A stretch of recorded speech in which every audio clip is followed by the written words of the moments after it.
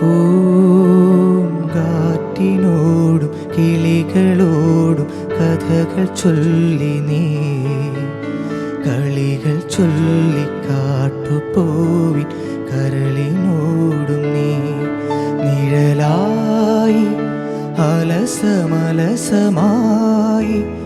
അരികിലൊഴുകി ഞാൻ, ഇളം പൂങ്കാറ്റിനോടും കിളികളോടും കഥകൾ ചൊല്ലി നീ, കളികൾ ചൊല്ലി കാട്ടുപോവിൻ കരളിനോടും നീ.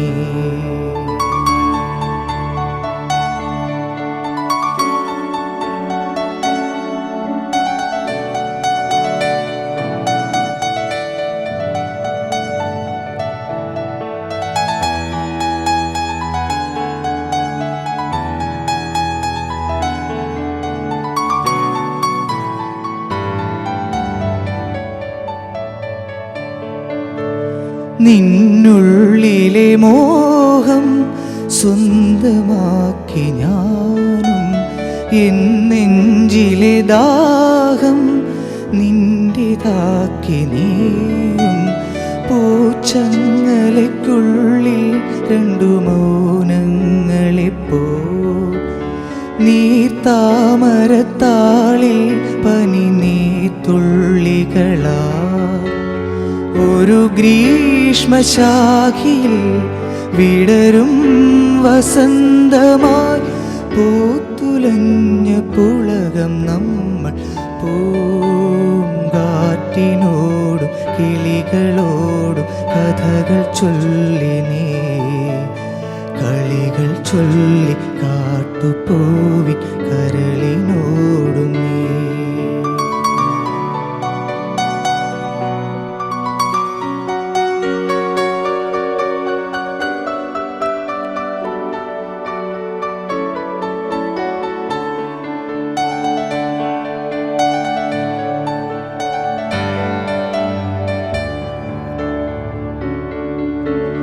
നിറമുള്ള കിനാവിൻ കേവുവള്ളമോ നീ, അലമാലകൾ പുൽകും കായൽ മാറിലൂടെ.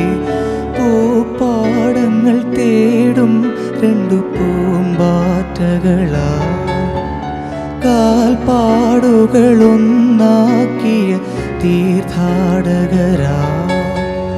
കുളിരിൻ്റെ കൊമ്പിലിൽ ഇനിയും മരന്തമായി ഊറി വന്ന ശിശിരം നമ്മൾ. പൂങ്കാറ്റിനോടും കിളികളോടും കഥകൾ ചൊല്ലി നീ, കളികൾ ചൊല്ലി കാട്ടുപോവിൻ കരളിനോടും നീ. നിഴലായി അലസമലസമായി അരികിലൊഴുകി ഞാൻ, ഇളം പൂങ്കാറ്റിനോടും കിളികളോടും കഥകൾ ചൊല്ലി നീ, കളികൾ ചൊല്ലി കാട്ടുപോവിൻ കരളിനോടും നീ.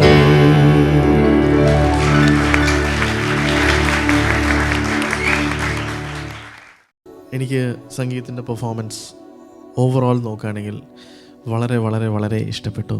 വളരെ നല്ല പെർഫോമൻസ് ആയിരുന്നു. എസ്പെഷ്യലി സംഗീതത്തിൻ്റെ വോയിസ് ഈ പാട്ടുമായിട്ട് വരുമ്പം വളരെ ഒരു റൊമാൻറ്റിക് ഫീൽ ശരിക്കും കൺവേ ചെയ്യാൻ പറ്റുന്നുണ്ട്. ആ പാട്ടിൻ്റെ ഒരു മാജിക് തന്നെ, പാട്ടിൽ റൊമാൻസ്, ആ composition with this kind of rendering, അത് രണ്ടും സൂപ്പർവായിരുന്നു. പിന്നെ അനുപല്ലവി എൻഡിൽ എനിക്ക് ബ്രീത്തിങ്, ശ്വാസം മുട്ടിപ്പോയത് മാതിരി തോന്നി. അതേമാതിരി സംഗീത് ശ്രദ്ധിക്കേണ്ട വേറൊരു കാര്യം, പാട്ടിൽ എവിടെയൊക്കെ പോസ് വരുന്നത് നമ്മൾ അറിയാതെ ചിലപ്പോൾ ബ്രീത്തിങ് നമ്മൾക്ക് അത്രയും കിട്ടാത്തതുകൊണ്ട് പോസ് ആയി പോകുന്നതായിരിക്കും. അപ്പം നമ്മൾ അതിനനുസരിച്ച് ഏത് ലൈനിൻ്റെ മുമ്പേ ആണ് പ്രശ്നം വരാൻ സാധ്യത, അവിടെ നമ്മളൊരു ലോങ് ബ്രെത്ത് എടുത്തിട്ട് പിന്നെ ആ ലൈൻ അങ്ങ് റെൻഡർ ചെയ്യണം. 2-3 സ്ഥലത്ത് എനിക്ക് ബ്രീത്തിങ് എത്താത്തത് മാതിരി തോന്നി. ചരണം സെക്കൻഡ് ഹാഫിലുള്ള ഫ്രേസും ഇതേമാതിരി ഒരു അൺവാണ്ടഡ് പോസ് വന്നു, അതൊന്ന് ശ്രദ്ധിക്കണം. പക്ഷേ ഓവറോൾ നോക്കുകയാണെങ്കിൽ പിന്നെ ഓഫ് കോഴ്സ് ലാസ്റ്റ് വോയിസ് ചെറിയൊരു വെള്ളി വന്നിരുന്നു. അത് നോ പ്രോബ്ലം. അതൊന്നും ഒരിക്കലും ഒരു ഇഷ്യൂ ആക്കാൻ ആഗ്രഹിക്കുന്നില്ല. കാരണം അതൊന്നും സംഗീതത്തിൻ്റെ മുമ്പുള്ളൊരു പെർഫോമൻസ് വെച്ച് നോക്കുകയാണെങ്കിൽ വളരെ വളരെ കാലിബറുള്ളൊരു സിംഗറാണെന്ന് എനിക്കറിയാം. എനിക്ക് ഈ പാട്ട് ഓവറോൾ വളരെ വളരെ ഇഷ്ടപ്പെട്ടു. ഫെൻറ്റാസ്റ്റിക്. Keep it up. അതെ, നല്ലതായിരുന്നു. ഈ പറഞ്ഞ നമ്മുടെ കിരീടത്തിൽ സ്വർണ്ണ തൂവൽ ചാർത്തി എന്നൊക്കെ പറഞ്ഞ പോലെ വെള്ളി തൂവൽ ചാർത്തിയൊരു പാട്ട് തന്നെ. അത് മാത്രമേ എനിക്ക് പ്രോബ്ലം തോന്നുന്നുള്ളൂ കേട്ടോ. അല്ലാണ്ട് ബാക്കി പാടിയതൊക്കെ ഇതൊന്നും ഒരിക്കലും കളിയാക്കുന്നതായിട്ട് എടുക്കണ്ട. ഇത് ബാലുവിൻ്റെ സ്വഭാവം ഇങ്ങനെ പോയതുകൊണ്ടാണ്. കളിയാക്കിയതല്ല, തമാശയായിട്ട് പറഞ്ഞതേ ഉള്ളൂ. എല്ലാവർക്കും അറിയാവുന്നല്ലോ, വെള്ളി വീണെന്നുള്ള എല്ലാവർക്കും അറിയാവുന്ന കാര്യമാണ്. അത് തമാശയായിട്ട് പറഞ്ഞു എന്നേ ഉള്ളൂ. പിന്നെ പാട്ടിൻ്റെ പ്രത്യേകതയായിട്ട് തോന്നുന്നത് വെച്ചാൽ ശരിക്കും ഒരുപാട് ഡേഞ്ചറസ് ചേഞ്ചസ് ഉള്ള പാട്ടാണല്ലേ. വല്ലാത്ത നോട്ട്സിലൊക്കെ പോയി തിരിച്ചു വരണം. അപ്പോൾ അതിനൊക്കെ I think very big hand for ആ കീബോർഡ് പ്ലെയർ സ്റ്റീഫൻ. ആ പാട്ട് വളരെ വളരെ കെയർഫുള്ളായിട്ട് ഇങ്ങനെ കൊണ്ടുപോയിരുന്നു. ആ പാട്ടിൽ ചെറിയ ചെറിയ പ്രശ്നങ്ങൾ മ്യൂസിക്കിൽ വന്നാൽ ആ പാട്ട് അപ്പം വീഴും. അതൊക്കെ ഫെന്റാസ്റ്റിക്. ഗുഡ്. അതുപോലെ സംഗീതം തന്നെ അതും സട്ടിലായിട്ടുള്ള ചേഞ്ചസ് ഒക്കെ അല്ലേ, അത് വളരെ മാന്യമായിട്ട് തന്നെ കൈകാര്യം ചെയ്തു. റൈറ്റ്. അപ്പോൾ അത് വാസ് ഗുഡ് പെർഫോമൻസ്. എനിക്ക് ഇഷ്ടപ്പെട്ടു. ഇടയ്ക്ക് ഒരു ചിരിയൊക്കെ ആവാം. ഒരു വാക്കിൽ പറയുകയാണെങ്കിൽ എക്സലന്റ്. Thank you. എക്സലന്റ്.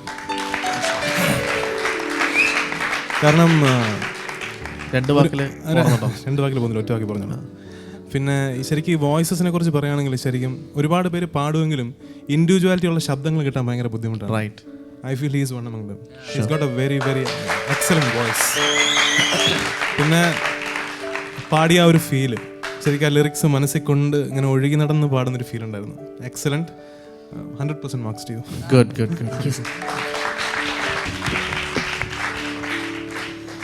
ഞാൻ പറയാനുള്ള 3 കാര്യം ഇവിടെ ഓൾറെഡി പറഞ്ഞു. ഒന്ന് ബ്രീത്തിങ്ങിൻ്റെ ഇതാണ്.